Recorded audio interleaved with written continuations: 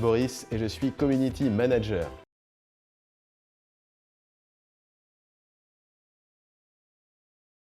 Alors mon objet du quotidien, forcément, c'est le téléphone portable.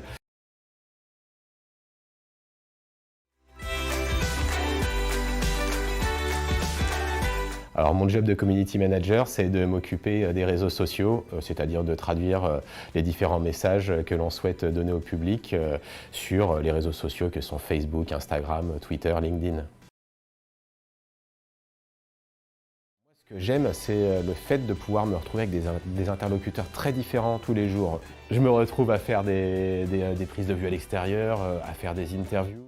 Il faut que je sois très polyvalent parce qu'il m'arrive aussi bien effectivement de publier des choses au format texte, parfois de devoir effectivement faire un petit peu de graphisme, mais aussi de filmer, de monter, de faire ce qu'on appelle du motion design aussi, faire bouger des textes et des lettres dans des vidéos, ce genre de choses-là. Tous les jours, sur un boulot comme ça, on se retrouve à vraiment être très sollicité.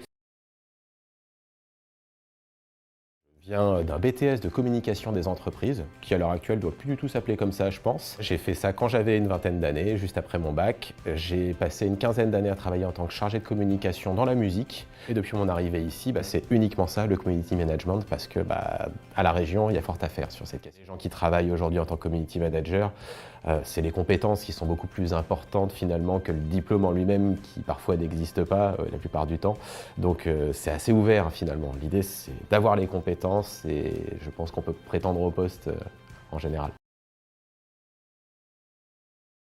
Compétences, motivation, envie, passion, et puis aussi être capable d'avoir un bon esprit d'analyse, un bon esprit de synthèse, d'avoir une bonne expression écrite en français, d'être capable de manier des images assez rapidement. C'est vraiment des choses très importantes, effectivement. Esprit de synthèse, adaptation, bonne orthographe.